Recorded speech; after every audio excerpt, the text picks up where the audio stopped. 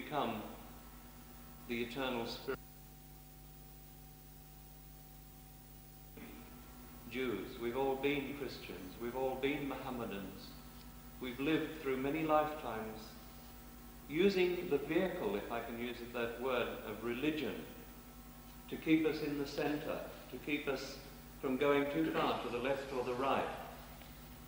Sometimes this green area in the chart is referred to as the ocean of illusion. And sometimes when I'm explaining Kundalini awakening, we talk about this ocean, and we talk about how we have to row the boat across that ocean. And religion, or dharma, or the righteousness within our own life is the boat that we row. And sometimes the boat becomes very shaky. Sometimes it goes way off course. But eventually, that ocean has to be crossed. And this is what you've been doing over your many lifetimes. You've been establishing your dharma.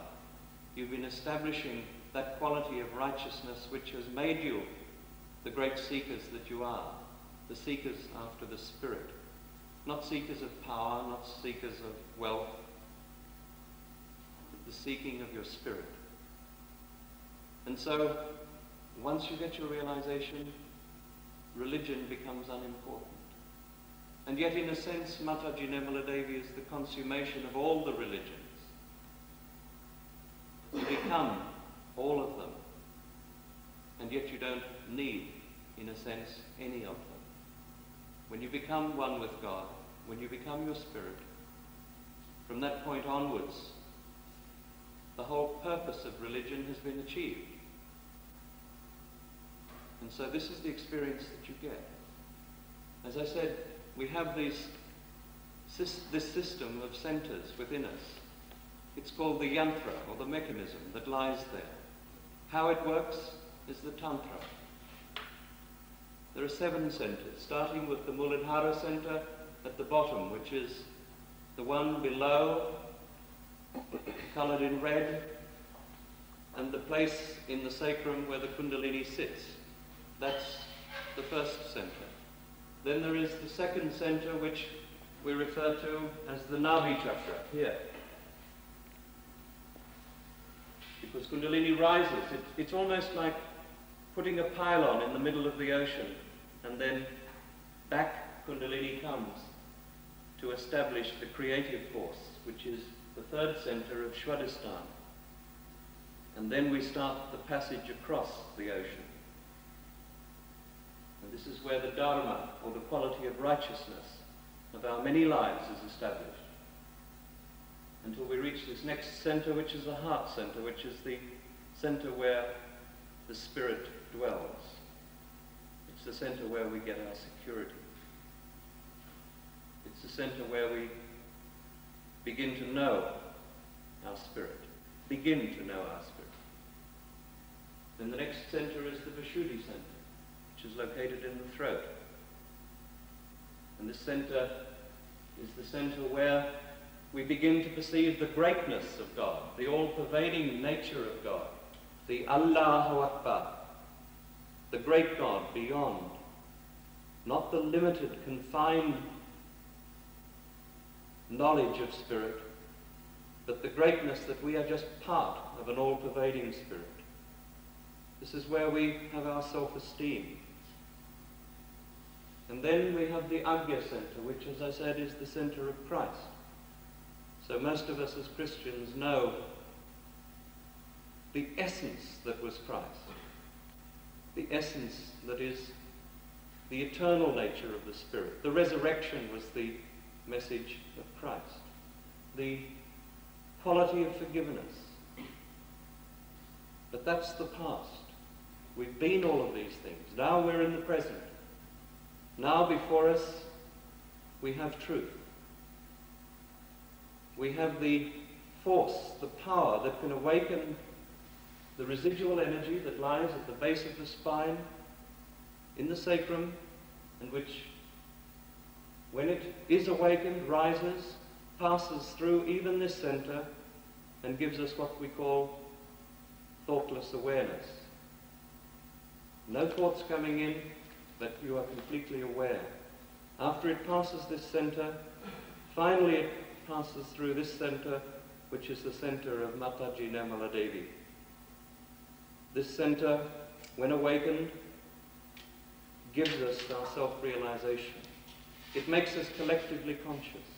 We begin to feel the vibrations of Almighty God. We begin to become collectively conscious. We put our attention on our own being, and we can see which of our centers are catching, which is in trouble. We can put our attention on others, and we can see where their problems are. Probably the most exciting part is that we can give realization to others. And this is how we're all going to be part of a big leap forward in the spiritual evolution that has to come. This is how we have to grow. So when you get it tonight, if you haven't already established it, treat it with tremendous sanctity and with zeal, develop it. This is given to you as a gift. No money can pay for it. When you get it, savor it, develop it. Develop to the point where your realization becomes complete. This is the goal. This has been the goal that you've all had over your many lives. As I'm developing it, as many of us, the Sahaja Yogis around the world, are developing it, you too can do it. And you have to become the people in America who become those great people who have to show what collectivity is all about, what being, the collective being which sits at this point, has to be. You don't understand the significance and the importance of your role. It's tremendous. Because when we become collective, we're expressing an aspect of the pure desire of God. Not just talking about being brothers and sisters, not just loving one another in a rather simplistic sense, but actually becoming really brothers and sisters. Knowing and sharing the joy and helping each other in a very, very positive way to become the Spirit. So when you get it, I really urge you to work hard at it. It's not something which when you get it, you go to the next lecture. As some people say, it's good to get Shakti from a number of places. I've heard this said so often. This is not what it's all about. Be careful if you think that, because you don't get Shakti from a number of places. Shakti comes only from one being, an authorized, realized soul. And it has to awaken that energy at the base of the spine. Not do what often more sinister people delude us into thinking is Kundalini awakening, when in fact they're exciting either the left side or the right side, and you get a burning or a heat sensation passing up the spine, followed by a period of so-called bliss. That's not Kundalini. In fact, it's the deity at that point getting angry. Be careful. Tell people about this, that it's not Kundalini awakening when that happens. Kundalini is your mother. It's a cool, sweet energy. It's the vibrations of Almighty God. It's what was referred to in the scriptures as the cool wind of the Holy Spirit. So when you get it, please cherish it and develop it. The chakra system is a very subtle instrument. The experience that you get tonight may be very subtle, but something very special will happen by Mataji's love and by her power if you humble yourself down and say, please God, give me this experience so that I can become my spirit. That's the way to do it. And just slip your shoes off and hold your hands out to Mother in a very simple way, as if asking for something, and it will probably happen. Keep your feet on the ground, and it will probably work out. Again, for the new people, let me introduce to you Mataji Nirmala Devi.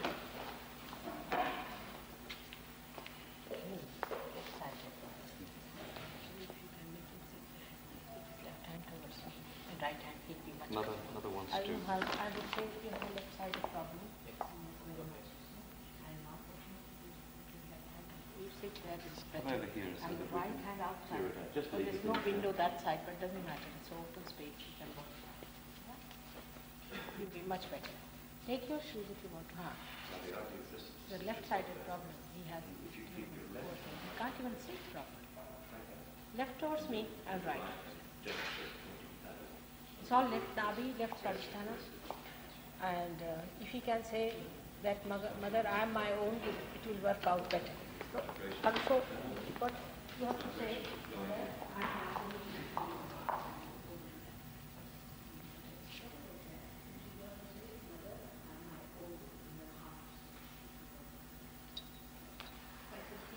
It's too much. I don't know how it's working in the belly.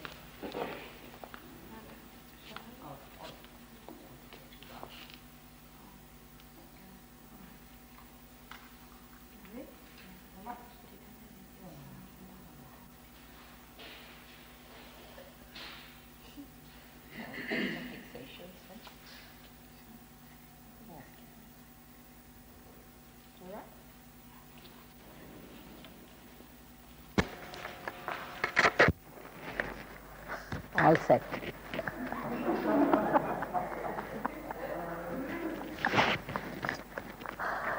All right.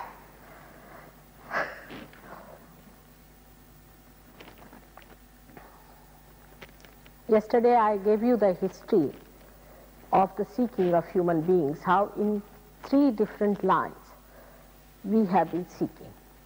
The first one, as I told you, on the right hand side, where they were doing something about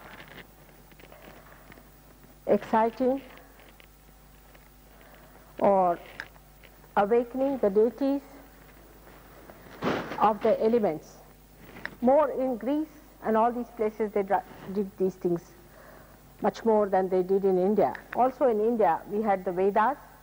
In the Vedas, whatever they did was just to excite, or you can say awaken, the deities of the 5 elements.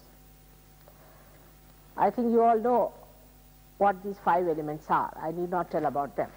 So this side that we see here is the power of action which enacts through 5 elements.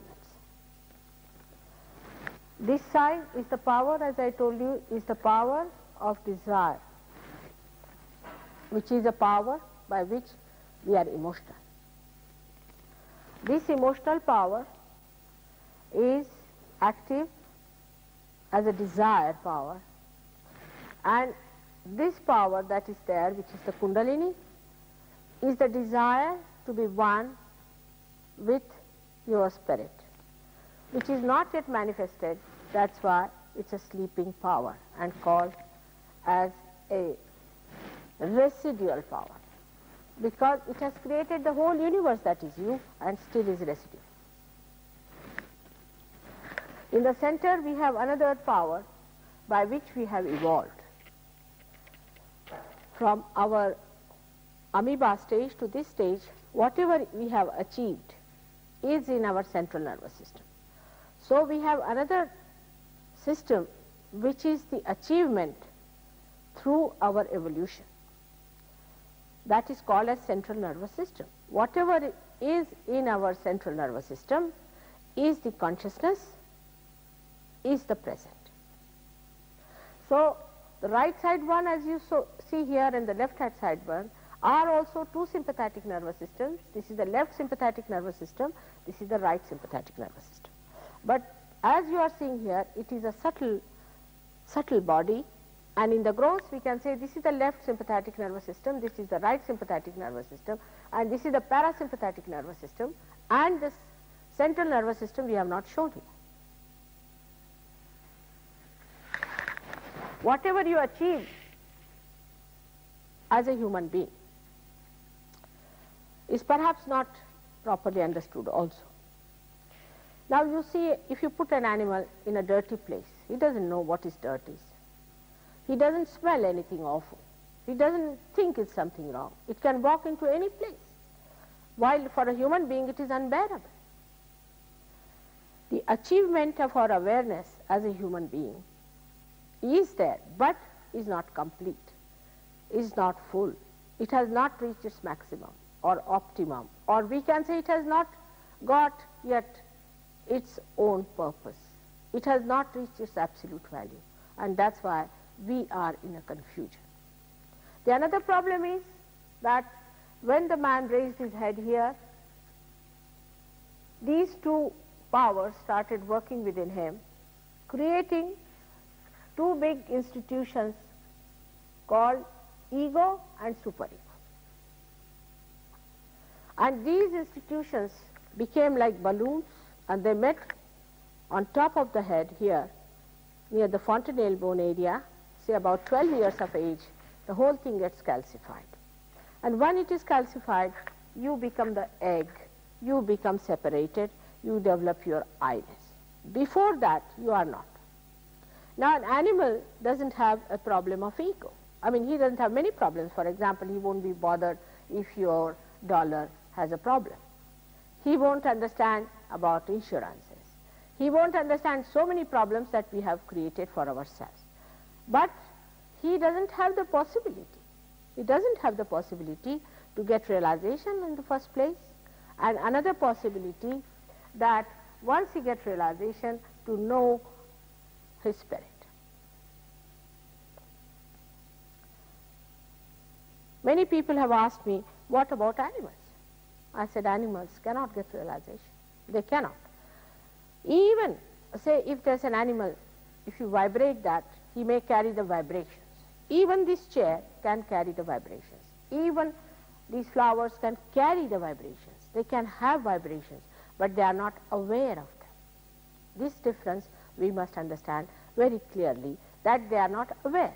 That's why the people who have found out certain places as the places of worship, places of adoration, they are the people who are seers, who were realized souls, and they could feel the vibrations in that particular place, and that's how they selected those places for worship and other things. Now, for example, I went to Kashmir once with my husband, and we were going in the car, and suddenly I felt tremendous vibrations in the air, cool vibrations. And I told my driver, I said, there must be some temple or something here. They said, there's no temple, it's absolutely a place which is forlorn. But I said, must be about 2-3 miles area, there must be some place of worship of someone. Oh, he said, there is one. I said, which one? It's called as Hazrat Bal. That is, one hair of Muhammad Sahib is kept there. And people go to that place. Now, so many Muslims go to that place, they don't know why they go. Some peer, some realized soul must have told that this is the hair of Muhammad Sahib, and that's why there are vibrations, so that hair is kept there. They have fought over it and done all kinds of things, but they don't know what they are doing. So when I went there, I saw lots of people were there, and they wouldn't allow us to go in because we are not Muslims according to them. But sitting down there, I could feel the vibrations of Muhammad Sahib. Only one hair of Muhammad Sahib. So you can imagine how powerful these vibrations are. Now, when we say that we should not worship, in the Bible it is written that you should not worship anything that is reproduced and created by the Mother Earth and the heavens. Now, what is it? What is it created by the Mother Earth and by the heavens, which we should not reproduce? This nobody tried to find out. They think that you are not allowed to worship any form. It's all misinterpretation. It's completely misinterpretation. I'll tell you, there is in Paris a church called as, what is it called? Notre Dame. And the statue of Mary and Christ is so vibrating, from outside you can see the vibrations are coming out. Now, this must have been made by some very great artist who was a realized soul. For example, the Sistine Chapel in Rome has got a very beautiful frescoes of Christ and all that. And if you see that Christ, I mean, it's absolutely vibrating. But down below there's a big table on which they have put Christ just bones, miserable creature, which is nowhere near Christ. I mean, it's impossible that Christ could be like that, so miserable, ugly looking, thin, worn out, hopeless case. How can he be Christ? I can't understand. He carried a complete, huge, big cross upon himself. Do you think these bones could have carried? And this was placed just below where in Sistine Chapel you find Christ standing as he was. How can it be? We must understand, and all these miserable things have led to such problems, because people think that if you are seeking, you should look the most miserable person. If you are a realized soul, you should be skeleton. It's impossible to explain to them that how can it be? A person who is a realized soul never suffers. He never suffers. The other day, I'm covering this subject before coming to the chakras, because in these few days what I have gathered is that very absurd ideas are crawling upon here in America, where people start saying that Buddha said that you must suffer. How can he say like that? It's illogical, impossible. How can he say that you should suffer? Because when he saw suffering, you know the story, when he went out, he saw an old man, he saw a sick man, he saw a dead man, and the idea came into his head that why are they suffering? And then he said it is because they are ignorant, they should be enlightened, there should be enlightenment. And then he went round and searched and searched, and ultimately he was tired. He was sitting down under a banyan tree where he received his enlightenment, spontaneous. How can he say that you must suffer? The another myth among Christians is that you must suffer. Why should you suffer? Because Christ has suffered for you, isn't it? Has he suffered or not? If he has suffered for you, then why should you suffer any more? Or has he left something for you to be done? Was he incomplete in his suffering? Did you want him to suffer more? Actually, this suffering business is the greatest nonsense that I have ever heard. The another side of the Christ is the Jews. They said that if you accept Christ, I mean they were in a way correct, that if you accept Christ, then you will have to say that we have no suffering. So don't accept Christ. If you don't accept Christ, then we must suffer. All right? So you suffer. And they suffered in Germany, you know how they suffered. Now they have become ego-oriented. They are on the other side, now the shoe is on the other leg. All these mythical ideas about God, his incarnation, his aspects, is so man-made that it has become plastic, absolutely plastic. And I don't know how you are going to destroy this plastic from the human brain. It's absolutely impossible to convince them that suffering has nothing to do with realized souls. Actually, suffering is there where you are lost in a tempest in the water, you are worried about getting engulfed. But if you are put on the boat, will you feel the suffering? If you are a Christian, if you are a realized soul, if you are really baptized, really, not by just putting your hand and I baptize you so and so in the name of this and that, that has no meaning at all. It's just a drama. You dress up well, take the little baby there, she's dressed well and nobody knows anything what's happening, and they just put the hand and you just accept it. This kind of baptism, of course not. But the real baptism, when the Kundalini rises from here, she goes up, here she awakens Christ. When he sucks these two things, ego and superego, meaning your conditionings and your karmas, both the things, they are sucked in, and then the thing, there's an opening here. Actually, you feel the softness here on your head, just like a child. He said you have to be like little children to enter into the kingdom of God. Means, what do the children have? They have a soft bone hole here.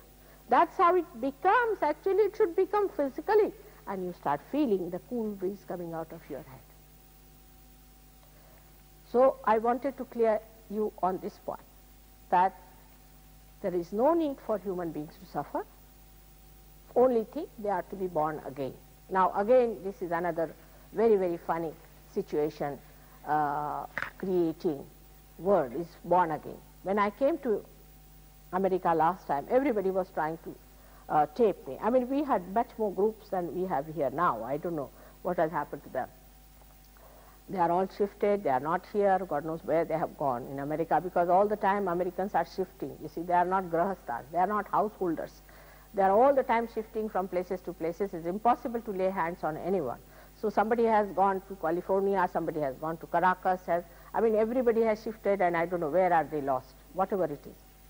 Now, the main thing is that when I came here, I told them that you are to be born again. You are to be a realized soul. Means actually I didn't mean that you go to some place and say that I am born again. That sort of a thing I never said.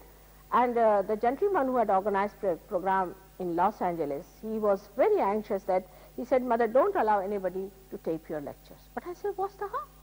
I mean, after all, what's the harm? He said, no, but they'll spread this. I said, very good. What do I want out of them? Is spread the news, all right. Now come, and they should get their realization, this is a fact, this is the truth, and what is the harm? After all, truth is truth.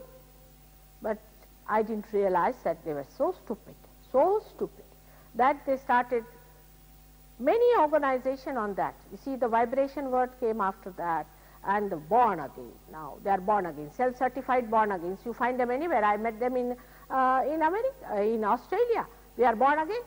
I said, how? We are born. I said, but how? What is your authority? Bible is our authority. I said, but how do you say that you are born again? You must be collectively conscious, isn't it? Something must take place. They are fanatics. These born agains are nothing but another prototype of Mr. Khomeini, nothing else. They are Khomeinis. All these fanatics are nothing but Khomeinis in different names, in different labels, but they are not born again. They are not realized souls, because a realized soul is collectively conscious. He is, I am saying to be, he becomes. It is not just he says that I am born again. It's foolish and stupid to say like that I am something. Supposing tomorrow I start saying that I am the governor of this place, they will arrest me and put me in the lunatic asylum. That is how people have branded themselves. We are this and we are that and we are that. And another thing human beings have is to club. They always club together. You see, under any name they can club. Like in England, I met someone. He said, oh, they belong to our group. I said, what is your group doing? He said, you see, we have our fork and spoons put in a different way. I said, huh? For that they have formed another group. I said, really? Yes, you see, our fork and spoons are not the way they put it is in England. We have another group. I mean, any nonsense they will take up to form a club or to form a group or a cult or a sect, and then bring in God in between. You know, it is in the, God has given us this idea. Now, how did you get connected to God? It's such an absurd thing going on. I mean, these sects and all these things, I just can't understand. God has created no sects, nothing. He has only created two types of human beings. One who are realized, one who are not. There's no third type. At the most you can say there are seekers and non-seekers. At that point where you can say those who are not realized. But I can't think of any other thing. I mean, God has created different type of faces. For example, somebody has, say, blonde hair, somebody has black hair, somebody has white skin, black skin. He had to do like that, otherwise we would have all looked like machines. Like these chairs that are here, we would have had no beauty about us, isn't it? There would have been no variety. It's such a boring thing to see all these chairs morning till evening. That's why he created this beauty. He made us so beautiful by giving us different permutations and combinations and things. It's such a work he has put in, while we are trying to become machine like bolts and nuts, and we become sort of, as they call it, the work. You see, the work we become of God, which is absent. Say in the nature, if you see, even one leaf is not just the same like the other leaf. Even there, variety creates the beauty. And on this point also people are there. There might be leagues here for the red hair league and Black Hair League, or maybe any any nonsensical thing they can use it. You can't say to what extent they can go in forming a club, any sort of thing. And here we are to see that we are universally like this. Whether you have a black skin or a white skin, whether you have a bald head or a red head, you all have this thing inside you. All of you have got this universal thing within, except for the devils. If you are a human being, you all have this thing within you. Now when I say this to you, you need not accept me also, because there's all freedom in Sahaju. If you don't want to accept, it's all right. But don't deny. As a scientist, you must accept this hypothesis. Once you accept the hypothesis, you go ahead with it, see for yourself. If you get your realization, then see for yourself, go further and see about it. Now, as he said that people are saying here that we should get Shakti from anyone, everyone. It's another guru shopping business. See, I've seen people who sit down and see that how much money they can spend on their seeking. So they find out, now if you have to go to X, you have to pay 200 and he's 100. Now how much money do I have in the bank? How will I balance it? Now how many people I can go to? The idea is, as many things you can buy in the market in that little money is all, they sit down and plan it out. You see, this is not God. But they will be lost with me, because you can't just purchase me. You cannot. Neither you can buy me. Now what to do now? Where do I fit in? Then I don't fit in, because there's, according to their planning, I don't fit in because I'm supposed to get some money out of it. And it's such a funny, sort of a clownish behavior towards religion that I was flabbergasted when I started seeing people here. I mean, I came here, no doubt, but I refused to come for 9 years. I said, no, these people only think of dollars, dollars, dollars. When are they going to think of God? How much money did Christ charge? You sold him for 30 rupees. You sold him. Did he charge any money? He lived like a carpenter's son. He had only 2 tunics to wear. He lived with that, but he was the king. Because such people do not care for anything. You see, nothing can make them tempted to. For such people, it's all right. If you make me sleep on the ground, it's all right. If you make me sleep in the palace, it's all right. For such people, they are kings, they are above all these things. You cannot lure them into anything. And that's what was before you, Christ. Christ came on this earth before me, told you that what is important is your spirit. Look after your spirit. And you raised your churches and you raised all these buildings and all these places. Where is the spirit? The spirit is missing. We have to pay attention to our spirit. He has said it in many, many words, you are to be born again. It is, he said it, you put me in your heart. All that was possible in that language to these fishermen, he told. Of course, they have honestly quoted all that, but not all that what he said. Because he also lived only for 3-4 years there, and he was crucified. I mean, imagine the stupidity of people to crucify Christ. And I can tell you, if he comes to America today, you may crucify him. Why? Because anybody who cures in this country is prosecuted. Your legal side is so great, you don't know the laws of God, you don't know the divine laws, how they work. So let us forget about this one. You are all seekers, you are special people, you are chosen people, you are men of God. You are not men of the world. Accept your position. Have your self-esteem. You are not the people who are going to seek money and are going to judge God through money or through positions or anything. Like these people went to see the medias and they were only impressed by my husband's position. Imagine.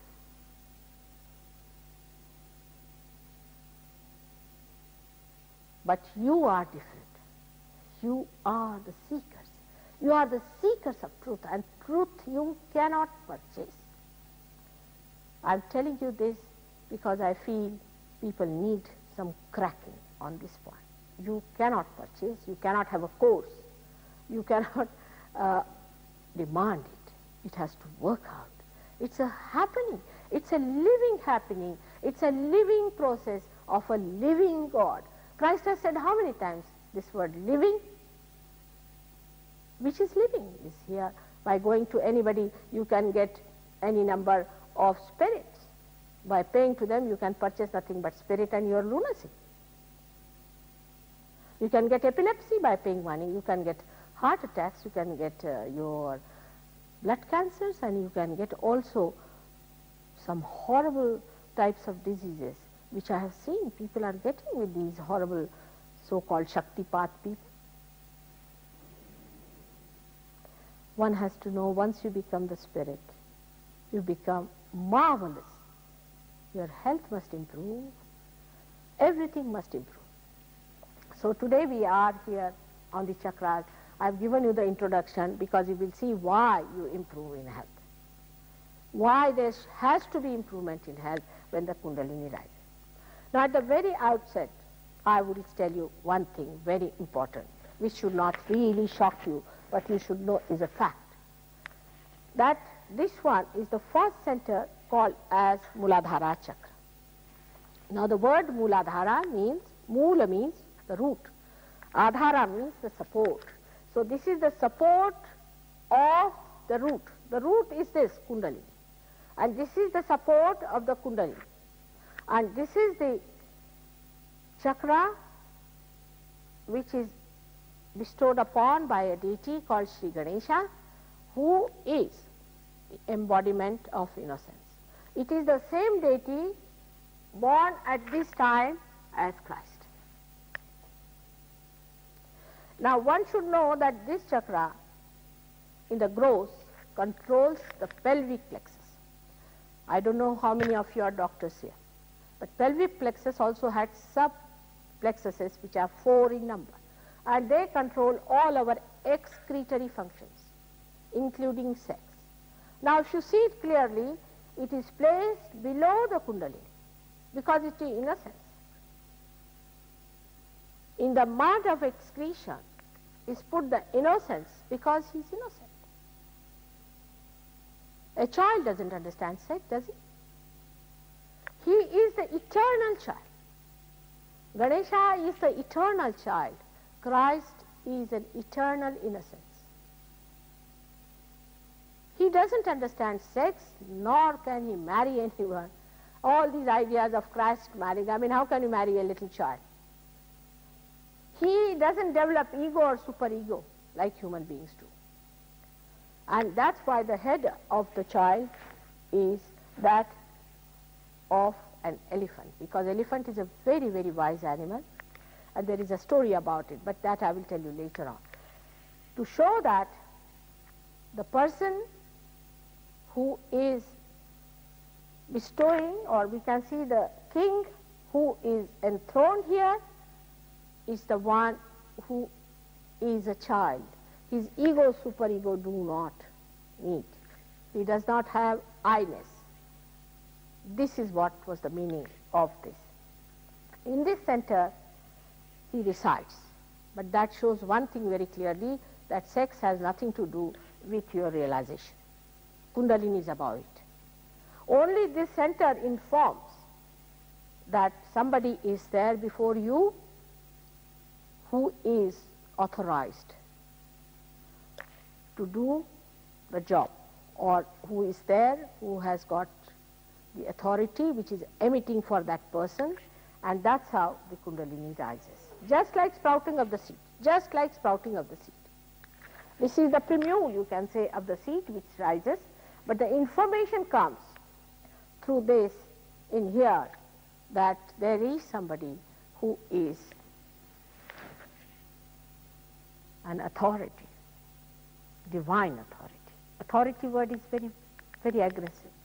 Divine authority is very loving. And such a person is there, and the Kundalini rises immediately. This is how the Kundalini awakening takes place. So the first and foremost thing we have to know that sex plays no part in Kundalini awakening. People go and learn sex behavior from animals. Now are you going to become animals? What is there to learn in sex? I don't understand. The knowledge is already there. In India, nobody talks of sex the way you talk. We are producing much more children than you are producing. Also, there is another reason. As I told you yesterday, that no children want to be born in Western countries because they are killed, they are harmed, they are tortured. But in India, even a person may have 12 children, he loves the children. That may be another reason we are facing that. But one of them is that they know about sex quite all right, and they don't have children which we can call as illegitimate children. Very few in India illegitimate children are. Very few people divorce. I mean, they live happily. All the science you have developed of your marriage, what have you got? Divorced people, children are suffering, they are in the orphanage, and the old people are also in the orphanage. 10 husbands marry 10 wives and they are planted in orphanages. No family system, nothing. So one has to understand that sex is placed here and is to be respected as a function and as a private function, especially to be sanctified by the public. For example, excretion of any kind, if the public has not sanctioned, for example, it has not been sanctioned that you go and do something on the street, you will be arrested, isn't it? So whatever is not sanctioned to you, if you do like that, because you think you have got your liberties to do it, you will be definitely arrested and will be troubled. And we can see it in nature also, that if you do all these things, you develop horrible diseases. I was seeing the statistics of the American youth, and I was amazed that 65% young people from 25 to 40 years have some sort of a disease which is a secret disease, which is an ugly disease. What a jarring thing it is. Just think of it. If you go through the statistics, you see, either they suffer from impotency or they suffer from horrible diseases which are supposed to be incurable of the sex organs. If your liberation, so-called, means license, was a good thing, nature would have been kinder to you. It is not.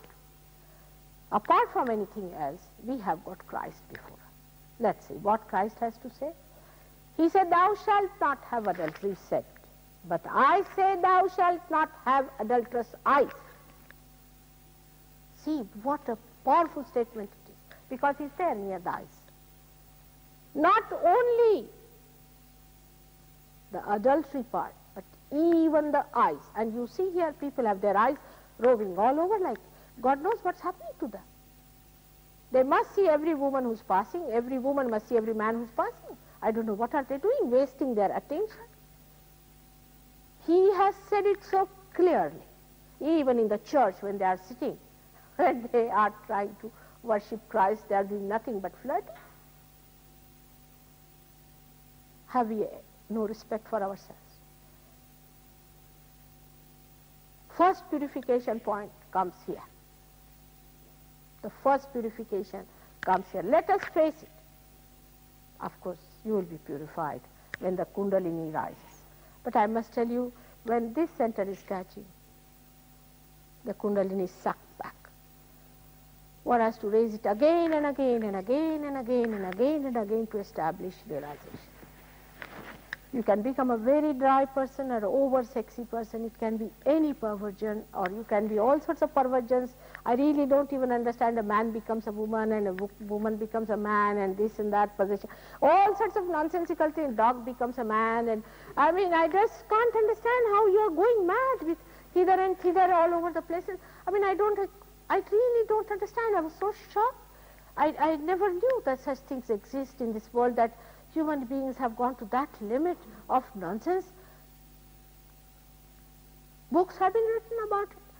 I met two ladies in Basel very near the German border. These two ladies who came to me were horrid, absolutely horrid.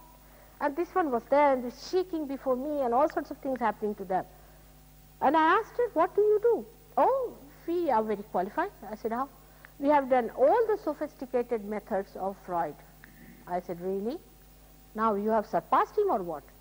I could not give them realization. I mean, the way you have taken Freud seriously, Christ is absolutely blurred out of your family. Christ is only for a cross to be borne, that's all. But that far, nothing beyond. And cross is not the message of Christ. It's the resurrection. You are to be resurrected. He got his resurrection to prove that you can be resurrected. And how are we to resurrect when we have indulged so much into the nonsense of this? But still, I must tell you, I must confess that the grace of God has poured all its kindness now. Really, I tell you, any type of thing is really forgiven. All sins and blasphemy and all that is forgiven, and you really get your realization. I have seen people who are described as one of the worst and the worst and the worst of all. They get that realization, and that's how they get their transformation and transmutation. It's surprising how it's working. It has to work because the creation is to be saved. It is he who is worried about his creation rather than we are worried. So the first chakra I have told you about has got four,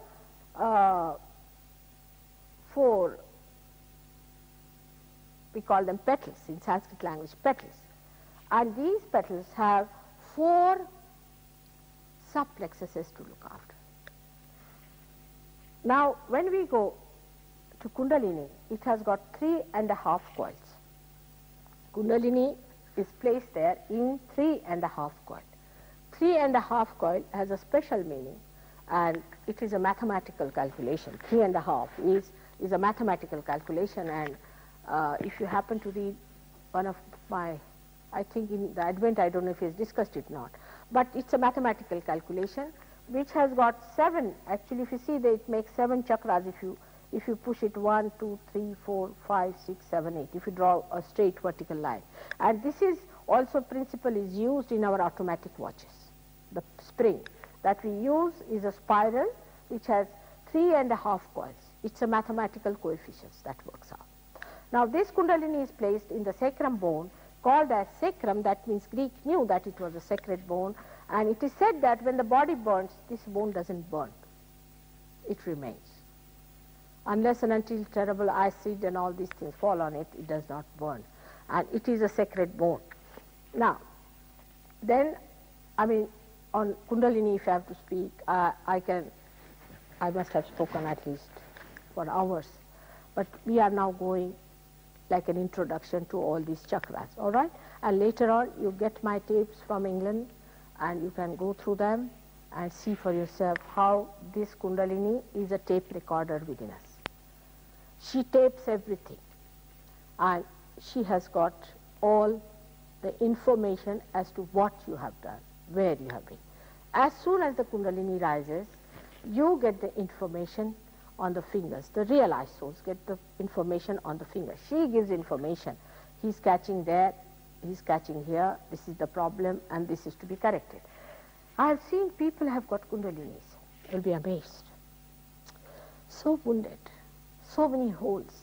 It's just trying to rise, you know. It's absolutely desperate. It breaks his head this side, that side. It cannot rise. And again it falls down, limp down, and it wants help. If this chakra is catching or this chakra is catching, then you find a big pulsation in that area. I mean, you will see terrible pulsation, just like a heart. You can see with it. But this chakra, if it's catching, especially on the left side, means that a person is possessed, unauthorized. Person has put some possession into him. Such a person gets especially this pulsation, very strong in this area. You can see it very clearly, this pulsation in people who have got a catch. In the way this Swadhisthana chakra caught up on the left hand side, you get it. The nearer it is, the worse it is. It starts pulsating because it is trying to push itself.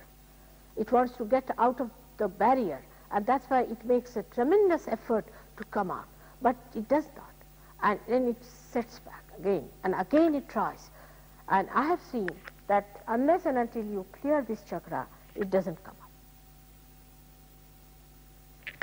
Now when you come to this chakra, which is the second, as he said, why we say said, because this is connected with this, like a, you can say a stalk of a lotus. Now this chakra is the chakra of our seeking, navel chakra. It's called as Navi chakra. This center is responsible for our evolution up till now. Like from amoeba to this stage, we became because of the power of this center. And this center is occupied by the father figure, whom we call as Narayana. Lakshmi Narayana is the one, is the father aspect of God. Now, one can say there is only one God. Yes, there is only one God, no doubt. There's only one God. There are not many gods. But God, who is one, has many aspects. Like you can be a doctor, you can be a husband, you can be a father, you could be a son.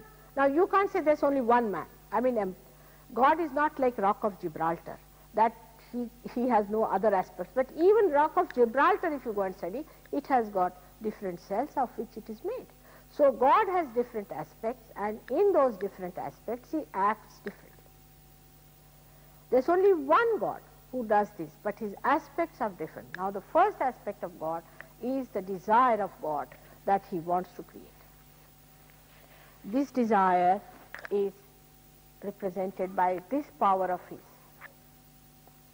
The another aspect of God is here, by which he wants, he creates, he acts and creates. He is the creator on this side. Now the central one is the aspect of God which is the Father, which is the one which tries to evolve, improves his image on the reflectors that he has created. These are the three functions and three aspects of God. Now this aspect is the aspect of the spirit here, we say, because it's the one that the spirit exists all the time. It is changeless, it is eternal, and it does not incarnate, in the sense that that aspect, which is the aspect of a witness, does not incarnate. That's the God Almighty, we can say, is called as Sadashiva in Sanskrit language. This aspect of God does not incarnate. He never incarnates. But his power is the Adi Shakti, is the primordial mother, is the primordial power, the primordial Shakti, is the one that creates this whole thing. She first creates the left side, and then the right side, and then the central side. These are the three powers this primordial power has got. And then she puts this Kundalini down there. When you become a human being, it rises and makes you aware of that all-pervading power, which is the school dress, which you start feeling. So the witness stays in the heart. The witness is the spirit. He is Satchidanand, means he is the truth, he is the attention, and he is the joy. When you get your realization, your attention becomes enlightened. Your attention becomes enlightened. How? That I can tell you, there's someone here who is one of the first Sahajogis we had. When he got his realization, he asked me, Mother, my father had not spoken to me. I said, you can feel him. Just what is happening to him. He just put his hands like this. And he got a burning here. These are the centers of your father. I said, this one, that means something is wrong with him in the throat. Maybe he is down with bronchitis of a serious type because it was burned. He telephoned to Scotland, and the person answered was his mother, and she told in the same language, same sentence, that he is down with very bad bronchitis. You can even cure him sitting down. You can, because you are enlightened. Your attention is enlightened. Enlightened is not just ordinary light. Enlightenment means that when you are enlightened with the divine light in the real sense, not these artificial ones, then your attention starts acting. It starts working out. It starts cooperating, coordinating, it's a telecommunication and everything. Apart from that, it loves. And this all-pervading power you have to become. Actually, we do not know, we are not aware of this. We do not know that there is all power around us, that this all-pervading power is surrounding us. We are not at all aware of this. It's like I say there is all music going on here and a drama going on here. You won't believe me. Till I put the television, oh, you'll say, yes, it is there. In the same way, unless and until you are put to the mains, you cannot feel that all-pervading power. And that is the truth. The rest is all just a falsehood. It's fake. That's the only thing that is the truth, is the all-pervading power. Whatever that all-pervading power relates to you is the truth. Like when you have that, you ask a question, is there God? You will get tremendous flow on your hand. But if you ask about a horrid person who is not a guru, but is a fake person, immediately the vibrations will stop. Not only that, sometimes it may burn, it may even give you blisters, if you just ask the question. It is so surprising, it is so simple, that once you jump into it, the all-pervading power starts emitting through you, and you become the vehicle of that power and the master of it. Whatever way you want, you can maneuver it. You can know now, for this gentleman has got the left side problem. How did I know? I could feel it within myself. Now, if you put your left hand towards a person who is a realized soul or who has the power, and put your right hand outside, the whole thing will be cleared out. Aren't you better now? You'll be much more comfortable. It will go away. It has to go away because the connection is established. Now the thing is flowing in, and it's just like electricity flowing out. It's so simple. It's so simple. To you, this electricity looks very simple because your forefathers have worked for it and they have brought it down here. To you, it is just switching on the light. But how many lives have been lost for this? How much mechanism is there? What an organization is there? Everything is there. But to you, it is just switch on. That's all. Finished. It's so simple. So to look at it may look simple, but it's a tremendous organization that works it out. Imagine these centers are built within us with our evolution. This is the center of when we were just carbon, up to carbon point. Carbon also is tetravalent. This is also tetravalent. Till we were carbon. Carbon is a very pivotal element in all the elements, if you see the position of carbon. Because when carbon started, then only life started coming. And this is how we are here up to the carbon point. After that we become human beings, we start, life, then we start growing here. Now we grew into 7 stages. We grew into, say, definitely we say 10 stages, out of which 8 stages brought us up to human level. Now, as I told you, this is the center of creativity. Means it creates all the stars and everything within us. It creates all the galaxies and all those things within us, and is also responsible for looking after our left side psyche and the right side creativity. Say, if there is an artist with us who comes to us, you'll find his right side Swadhisthana, this is the Swadhisthana, it denotes, you can see here. Immediately you'll find that he is an artist. Immediately you'll find that he is giving you hot vibrations on this part. Means he's an artist, or maybe he has used it too much. A person who's a speaker or a writer and all that, who has used his creative power too much on the right hand side, gives you this feeling. The one who has used the left side psyche, like people who have been tampered with their psyche. See, a psychologist, a person who is a psychologist, who is studying psychology. I mean, psychology cannot be studied by people who are not realized souls. They should not. They do not know how they are harmed by tampering with other psyche. They do not know how to protect themselves. For a doctor may tie up something to save himself from infections. But a psychologist does not know how he is harmed. Even if you live with a mad person, or if you go to a lunatic asylum, you catch from that.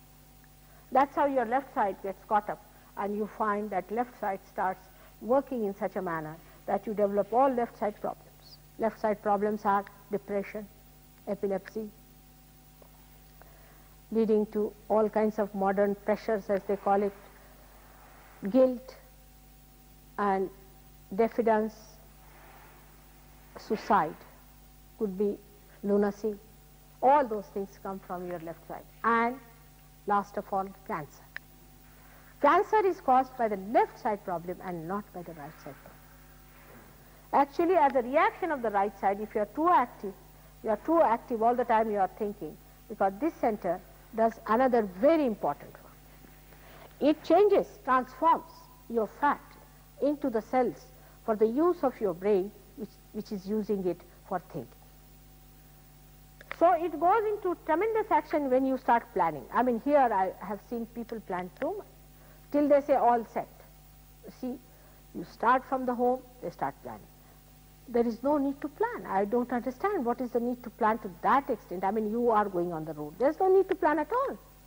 You have to work it out at the present moment. For example, supposing I have to book a ticket, then that is done to be done today. Then what is the planning? That on the 8th I will book. What is the need to say that beforehand? I mean, when it will come to 8th, you book it. But they go on like this, and ultimately all plans fail. Everything fails. You go to a place, for example, you don't know. If you say, all right, we'll go to the right, but maybe there is no road on the right, so are you going to fall into the ditch because you have planned it beforehand that I will go to the right?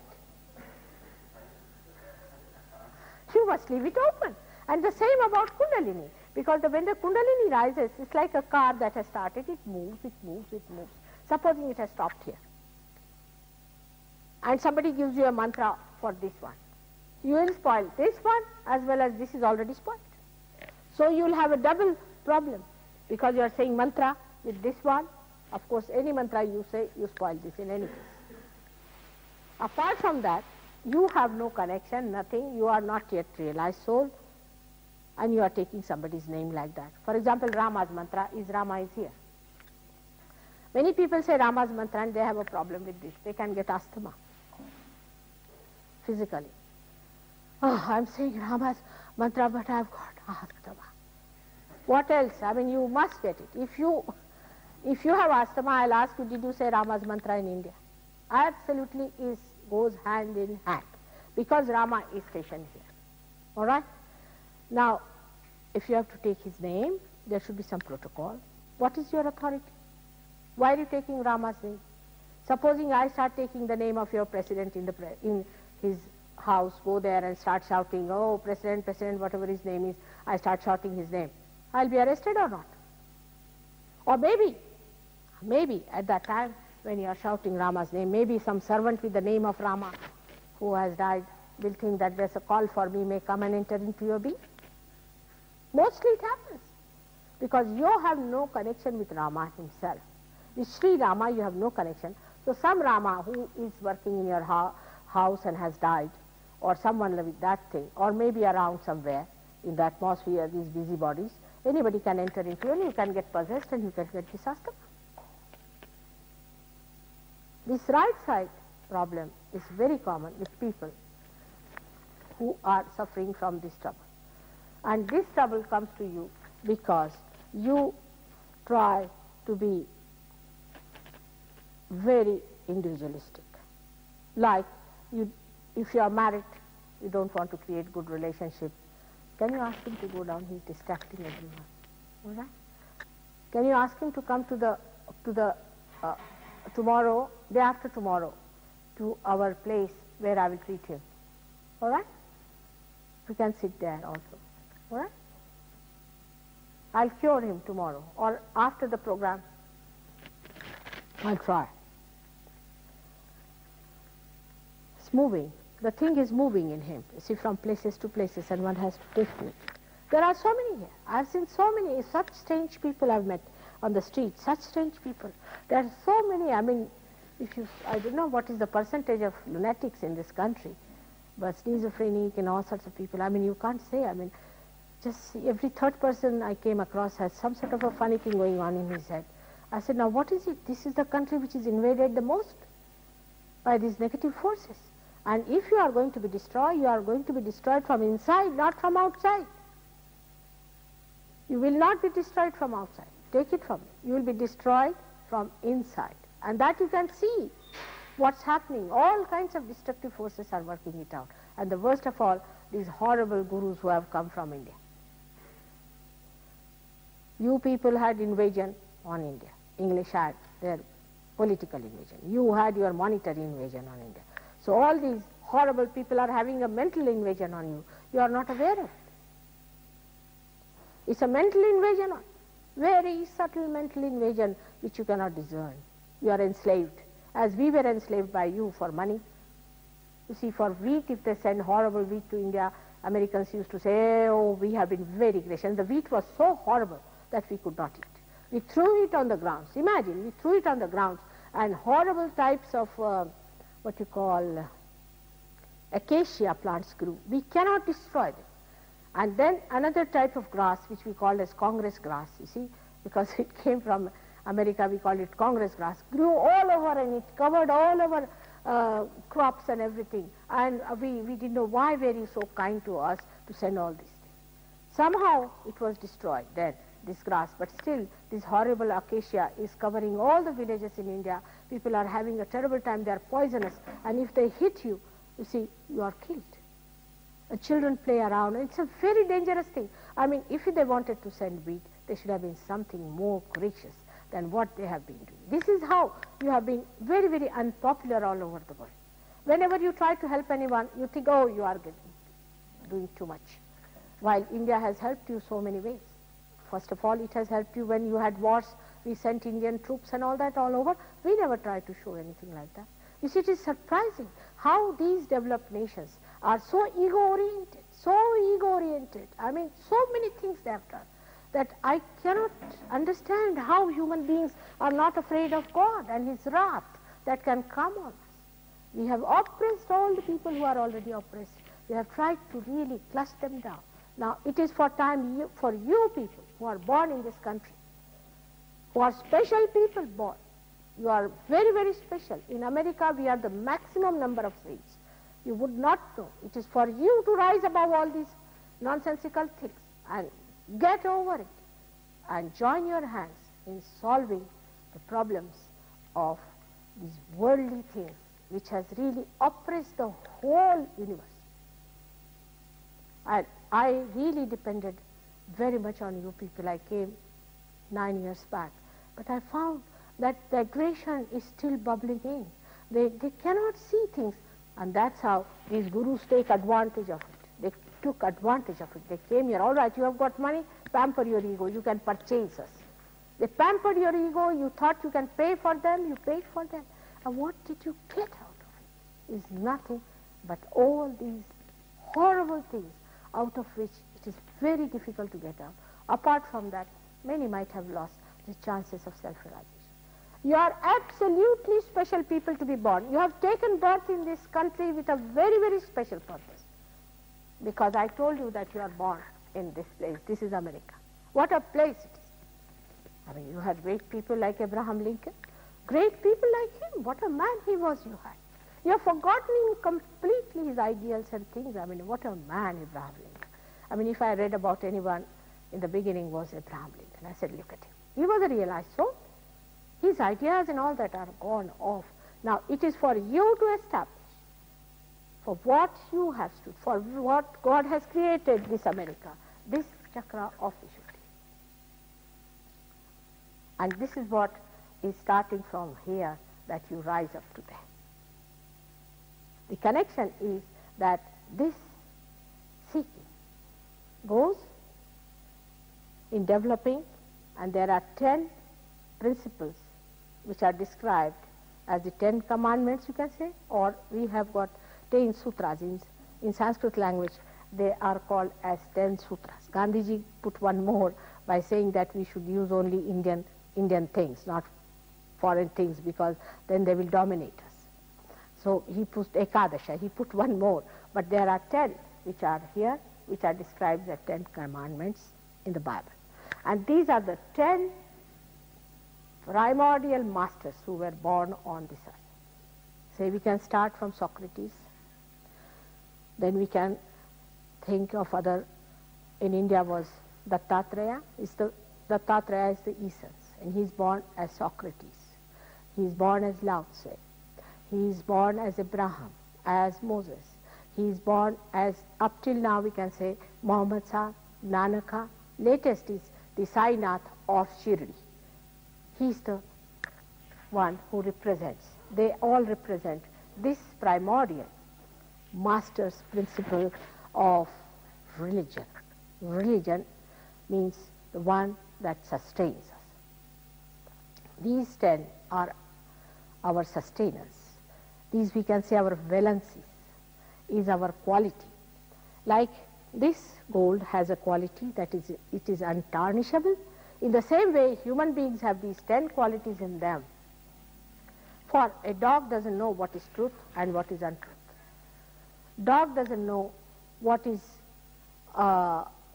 violence and non-violence. It's the human being who knows these 10 things. And these are the qualities, 10 qualities, which are sustained by the primordial master, who is the Dattatreya, who has incarnated on this earth basically 10 times. But there are so many Upagurus, as they call, the subsequent gurus also, who are realized souls. Now, at the time of Christ, John the Baptist, I mean, he was a real Baptist. He was not an untrue Baptist. He was a realized soul. Nowadays, everybody is a Baptist without being the real Baptist. You have to be the real Baptist. When you are a realized soul, only then you are a real Baptist, not before that. And this special thing called as the primordial master is also within you. You can become your own guru. Your guru principle is to be awakened. If the Kundalini awakens your guru principle, you become the guru. You have to become your own guru. On the left side is the diffidence that you cannot be a guru. On the right side is the arrogance.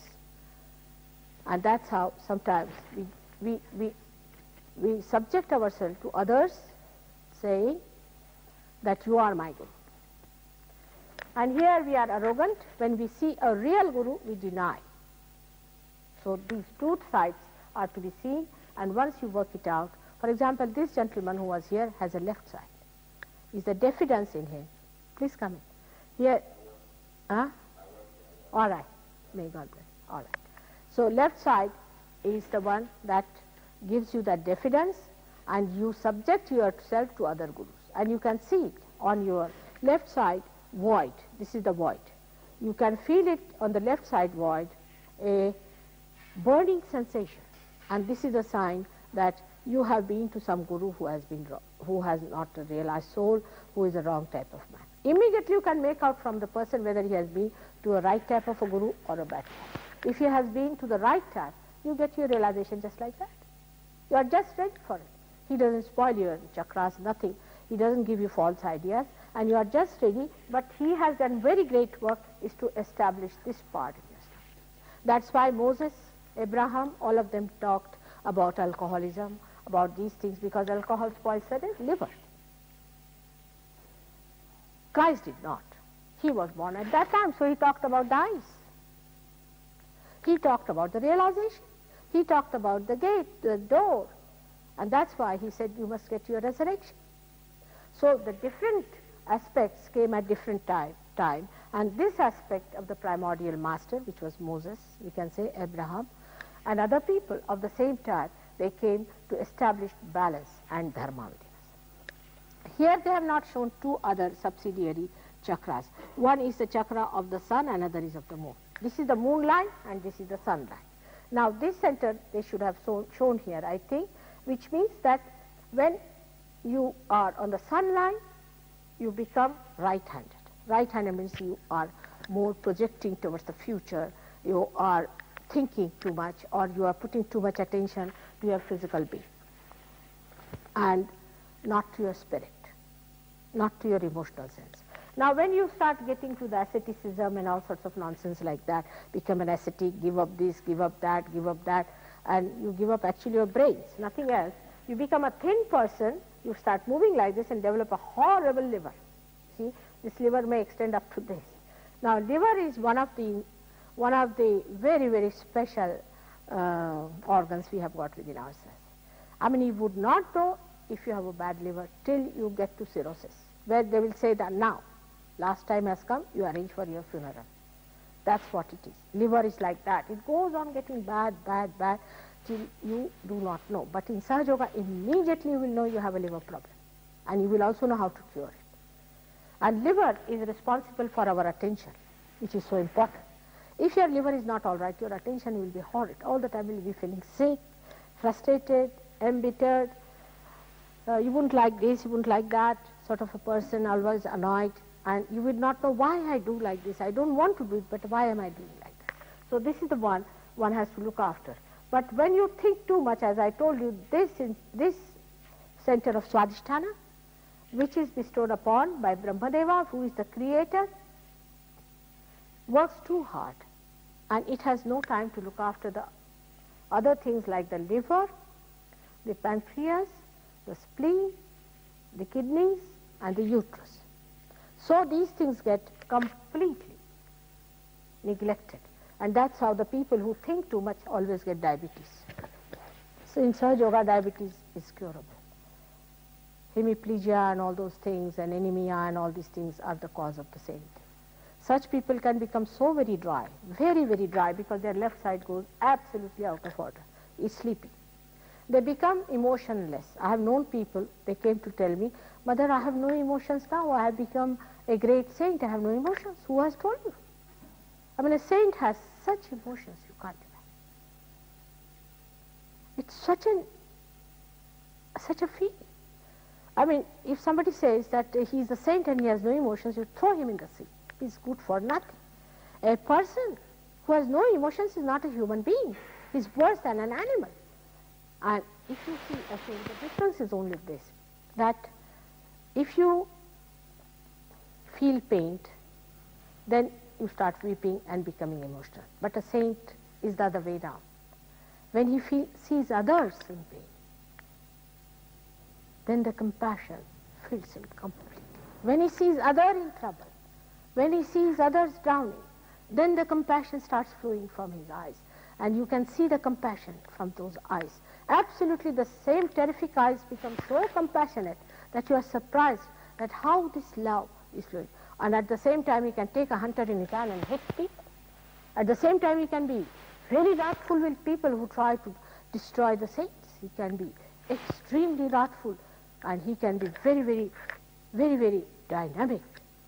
He can be anything, but he uses it for the purpose of one thing, is to save the saints and to make them the spirit. His only concern is how to make them the spirit, and for that, how to save them. For that, whatever it has to do, sometimes it can act like a tigress. Just jump on people who try to be injurious or try to be sort of harmful to the children of the tigress. Or it can become so mild, so mild. I don't know if you have seen a crocodile giving bath to her children. Her eyes become absolutely so mild and melting. It's like that. That love you start seeing in a person who is a saint and who becomes a realized soul, that he feels for others, not for him.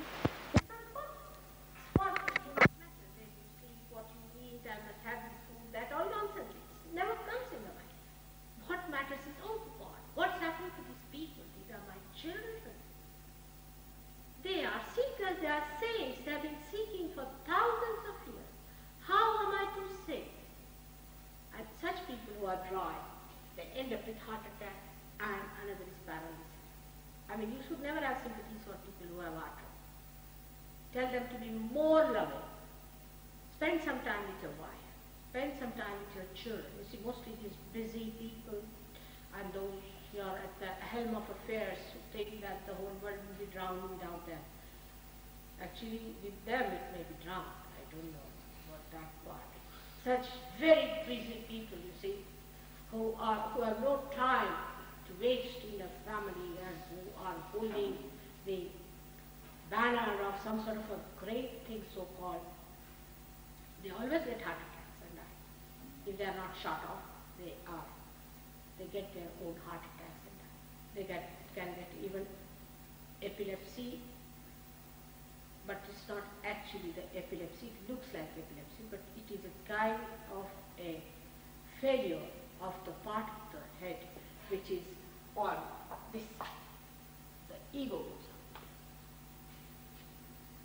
And a person can get paralyzed, or he may become absolutely without any sensation in his body.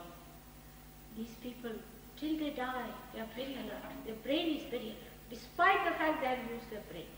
Actually, the nature is very balanced. They have used their brain. With their brain only, they have achieved whatever they wanted to, but their brain is alert, but their heart goes up, the balance comes.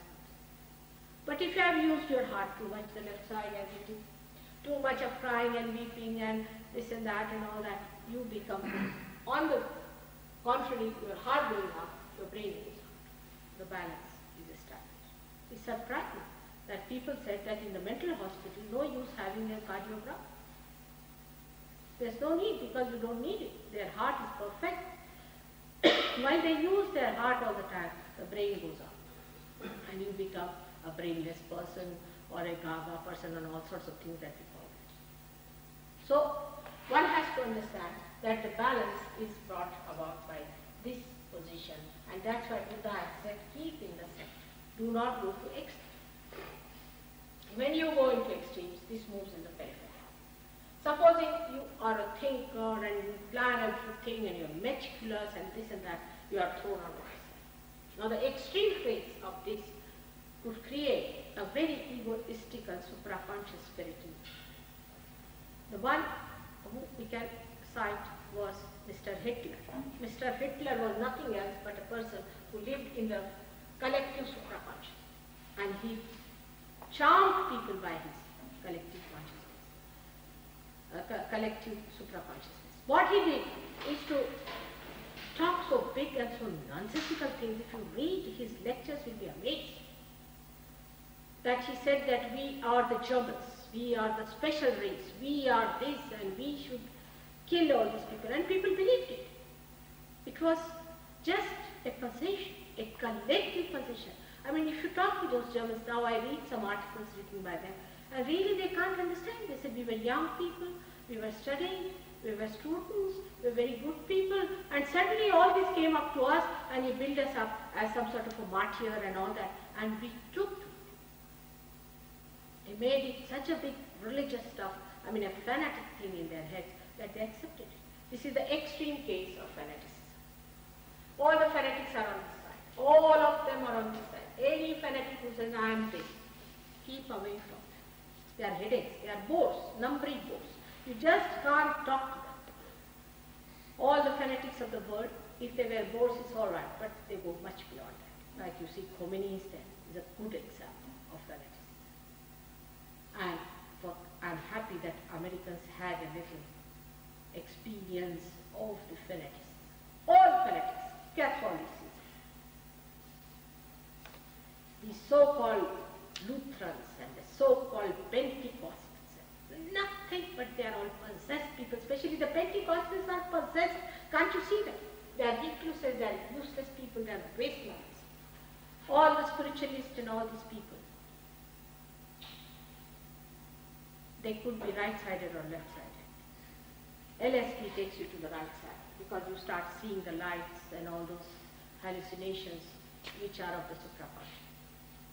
Left-sided people who are there, they get into, they are all the time crying, weeping, diffident, sly type, intriguers, they are on the left-hand side. But if you move too much on this side, then you can also get possessed. You can get very badly possessed, and this movement is very painful.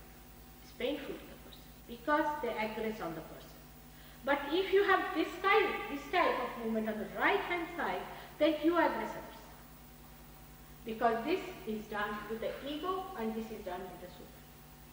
So the person who has a left side problem is better in a society because he's troubled himself and he needs his own cure and he's not a problem. But a person who is an egoist is such a problem that he doesn't see, he doesn't feel the pain of others, and he gives pain to others. He talks in such a way that he hurts, and he has a very bad right Vishuddhi, and everything he does, all aggressiveness, all war, and all these things are a right side. And such a man can become very successful like Hitler, but ultimately he meets his doom, and nobody respects such a person ultimately. See, everything afterwards the history tells about the dirty things he was doing, the sly things he was doing, or the bad things he was doing, how many he has killed, what he did, everything comes out in the history, and he is just put into the light of history, and you start seeing that this man, who was supposed to be so successful, oh God, we do not want. One of the Sir Yogis who came to me, he told me, he's a French, he said, Mother, please tell me if I was Napoleon. If I was, don't tell me, because then I will die. I said, why? He said, I feel that I'm very egoistical. After realization, I find my ego is like this, and I toggle like that, and I can draw very well, and he used to draw. So if I was Napoleon, don't tell me. If I was, don't tell me, I will really commit suicide. And in French people, if you call somebody a Napoleon, it's an abuse. You can imagine Napoleon the Great is being used as an abuse. So this is the thing that one has to understand, that ego-oriented person is over-disciplined, military life. He may not drink, smoke, you see. He may walk straight like a stick, but he's not. The other one might be indulging into all such things, and he might be drinking too much, and all the drunkards you find are on the left hand side. Poor thing, they start with a small thing. When they started with a small thing, they are driven onto this extreme. Then they get caught up. Alcoholics are really not that they drink. There's some spirit in them that drinks. I met last time a lady from Cuba. She was a petite woman, small, thin woman. And her husband came and told me that she can take one whiskey bottle neat. I said, this little woman, how does she do it? He said, she does. And I asked her, and she said, yes, Mother, I do. I put her a bandhan, and I found a horrible big personality in her, horribly tall and very hefty one. She said, Mother, did you see that one? I said, yes, I did. He said, it is he who brings an ambulance. She could see him also. Such people who are on the left side can see the spirits and things walking in, and they get all kinds of ESP experiences, and I get a hunch and all sorts of things. It's little movement that side. And the right-sided people also can have such hunches as to what to do tomorrow and how to do it and what will happen. They get all kinds of hunches. There are people who are getting photographs of the such people. One gentleman showed me some photographs which in an organization in Crete. It's a lady, she showed me, is taking out the photographs of all the horrible kings of India. As if they were dead on their faces. It was surprising. It was surprising. And now, thank God, that organization is not getting any information. But it was a horrible thing, and if you keep these photographs in your house, you also get bad vibrations. You might get their spirits coming into it. In BBC the other day, we saw a film where a man was possessed by a spirit of Van Gogh. I hope you know him. Van Gogh, he was a painter who paints in one line many colors like that. See? And this fellow was doing, actually when we saw with our own eyes, he was painting just like Van Gogh. And he said, I'm Van Gogh, he's doing this job. So all such things happen when you are on the left side. Could be on the right side, or some artist may be on the right side. But this you can only find out with vibration, which side you are focused. Now I have told you why we have to have dharma, why we have to have 10 commandments, why we should be in our sustenance, so that we keep to the middle path of Sushumna, this center, path of our evolution, and not deviate too much to this side, and not deviate too much to that side. That's the reason we have to have religion. But all religions have become fanatics. They are fanatics. So they are good for nothing, useless people. Absolutely, on the contrary, they have created so many sects and so many fighting that one can't handle them. Now these great incarnations that come on this earth, they all have come as one aspect. Christ has said, those who are not against me with me. Who are those who are not against him? He didn't even allow him to talk. He had to find for everyday life. Same thing you did to Muhammad Sahib, same thing you did to all the saints who came on this earth. It's not only Christ. You see the life of Socrates. You see the life of everyone who was like this. We had Sainath in India about only 100 years back. He must have died only 100 years back. But if you see his life was a struggle, nobody would listen to him. At least there are some people here to listen to me. But Sainath had about 3 or 4 disciples, that's all. That is a sign that I must be a true teacher, because if you have too much, that means you are all mesmerized, and 50,000 people are sitting there, and somebody is throwing a red color through a cannon, and they are all like mad. Is this God realization? Is it spirituality? You are not to be mad people. You have to be aware, and especially alert. You become really aware, which is enlightened. Your awareness has to be enlightened. You have to become that. Not to be like sheep, goaded into any place, taken away anywhere. No, not that. So we have to awaken ourselves. We have to brighten ourselves and understand our responsibility. And we have to know that we are saints. We have come here to become our spirits. And the responsibility is very much great on the people of America. American saints have the greatest responsibility. Though Sir Yoga has prospered so much in Australia, most surprised. You condemn them as criminals. They went down there, they had children, grandchildren, and they have much less ego, much more wisdom. And that is the center of Mooladhara. That is the first center. Australia is the first center. And people are so wise. You won't believe, I mean, there was not even a single seat left when I went there, and thousands of people, the media was so sensible and so wise. I mean, there are 7 cities, and all the 7 cities have got centers in Sanju. Just like villages in India, they are so wise. As villagers in India are wise, they are that wise. And I don't know what to say. The persons who are supposed to be the complete wisdom here at this point, to be the witness, to be the 16th. Can you see here sub 16? And I'll talk about it next time, because I have told you about this center of Rama, and then I'll tell you about all these centers tomorrow and about this. Thank you very much. May God bless you. Now if you have any questions, you ask.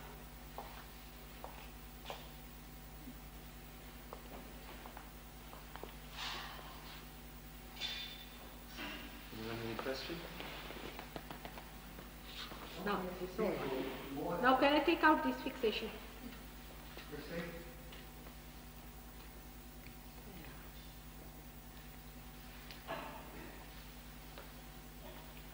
Bugging, is it? Yes. American special. I'm learning some words. Yes, now what is just the stand up question, and please? speak up. Why do some people lean more to the left side and others to the right side? What they? Why do some lean more to the left side and others lean more to the right side? And some lean towards the center. And some in the center. Is there a karmic pattern? Is there a karmic pattern, he says? There is, you see, we are made of 3 gunas. And the permutations and combinations are there of these 3 gunas. Alright? And those who are tamogunis, more desires they have, the more sort of emotional they are on the left side. Those who are ambitious are on the right side. And those who are wiser are in the center. So it's a temperament with which you are born. It has many reasons. It's the background, it's the things you have come out of it, and what was your education, how were your parents. I mean, so many things work it out, the personality. And these 3 gunas, Tamo, Rajo and Sattva gunas, these 3 qualities within us work out permutations and combinations of all the people. And that's how we have different type of people. And according to their style, they move to one side and another. Alright?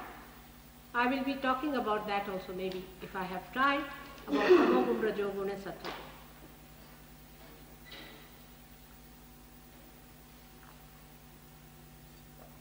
Can you help people who are in a mental sickness or in a very bad mental state by balancing out such sides? Can you help people who are mentally sick by balancing these 2 sides? Of course. I have helped. I am here to help them. If you have schizophrenic, for example. Schizophrenia? Of course. No doubt. But I hope Americans won't put me in jail for saving these people. My husband told me, don't touch anyone, otherwise you'll be in jail. Of course I can. No doubt. Could I learn it? What's it? Could I learn? Can she learn it? Yes, yes, why not? You can. But first of all, you get well. You have to be much stronger. You must learn all the ways and methods. Then you can, of course, why not? Even my photograph does that. You don't have to worry. You can use my photograph. If they don't arrest me for the photograph, it's all right. They told me you have to be a lawyer in this country to exist. I don't know what.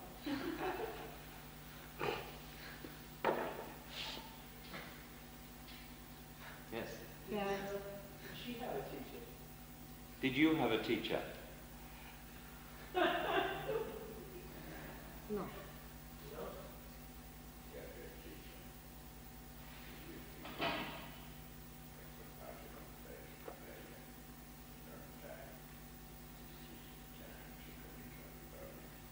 Any other questions? I'm born like this. I'm ancient, antique. Do you mind not disturbing, please? Loudly. Whatever you say it loudly. Please don't disturb. If you've got a question, specifically ask it, but don't disturb. What is he saying? He's just mumbling. No, no, no. You say it loudly. Why don't you say it? No, no, he's... Huh?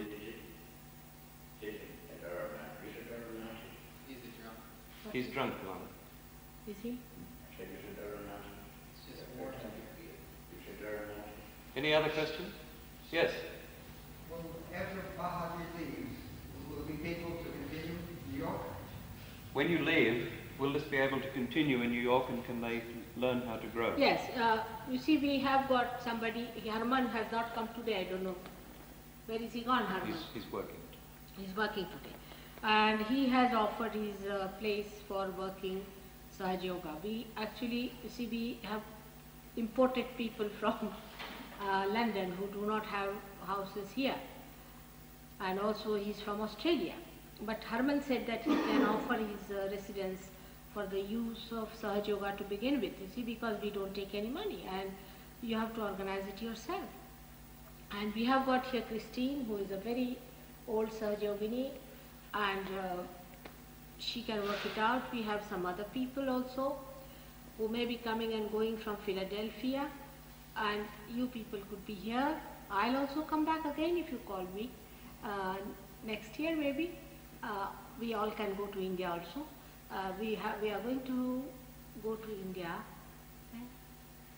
No, December. December. If you people want to come to India, we can take you down to India also in December, and we will have a program of how many days? About 45, 50 days. About 45, 50 days we'll be passing through villages and all that, and that's we mix up with other people and learn about Sahaj Yoga. It's a very good way of learning about Sahaj Yoga. See, where you learn how to give realization and imbibe things, and it's a very good way. If you want, you can come along, and it is going to be quite cheap for you. Only you have to pay for your food and for your traveling. That's all, and food will be very cheaply arranged, and very good food. We can arrange that. And last time they paid £3 per day. This time they are going to pay £4 per day. And everything can be done. We'll go to different villages and stay there and organize it. It's not going to be anybody making proposition or anything. It's a thing by which you go into simpler places and learn about Sahaj Yoga.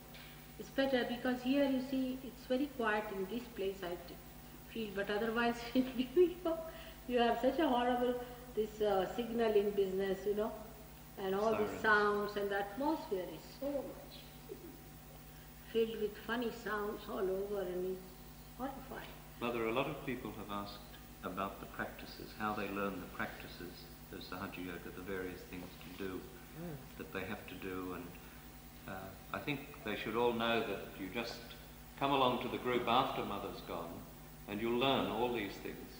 I too wanted to know how to do it as soon as I got my realization. Sometimes we're a little too keen to know. But you can tell them how do to give, first of all, protection to your aura. This gentleman told me that his aura was disturbed. It's true, your aura gets disturbed.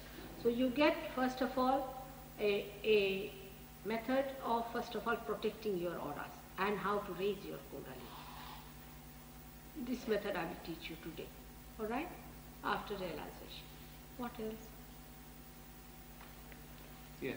Before she spoke of saving the creation during the talk, I caught in on that particular phrase there. Does she mean that the creation is lost? Or? The creation? She said of saving the creation. Yes, I heard the first part. Does she mean?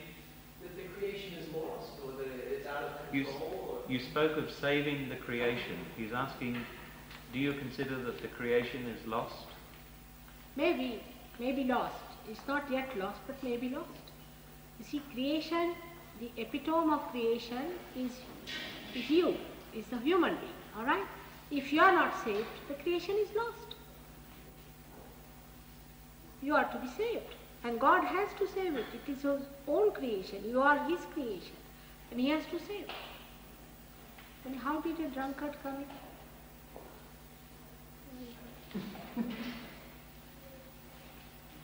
Yes. Well, I didn't come out quite right where I wanted to go on that. Say again. Does she consider the creation something apart from God, or is the creation also God, or is it? Do you consider the creation something apart from God, or is it also God, or what is it? Acha, now, you see, this is a subject which I have to deal with, all right? What is creation, what is God, how He created you, how we became human beings. It's a big subject and it's to be handled sometime, and you have to be told all about it. And I cannot just answer it in 5 minutes, but I will. It's a good question and should come to you. But before knowing all these things and details about it, it's better you get your light. Once you have your light, gradually you start understanding it. All right? Yes. What is the meaning of Sahaja Yoga? Sahaja. Saha means with, Ja means born. Is born, spontaneous. Sahaja means spontaneous. Whatever is living is spontaneous. You see, whatever happens spontaneously, we don't understand the word of spontaneous also. Means the living expression, living manifestation is spontaneous. Sahaja is born with it. But today, Sahaja has gone into the stage called as Mahayoga. Means it has become a amas. It works amas. Before it used to work in one person, 2 persons, you see, like one flower becoming a fruit in the beginning of the tree. But today the situation is such that thousands can get realization. It's Mahayoga. Sahaja Yoga has matured into Mahayoga. Maha means the great. I hope he's back. I hope he doesn't do something to No, Arun. the caretaker's outside. What? The caretaker's outside. And where is Arun? Is he back? Anu's back. Baba, don't deal with these people, you know. Drunkards, I don't know what sort of people they are. Any other questions? Better ask the caretaker. You just don't deal with them.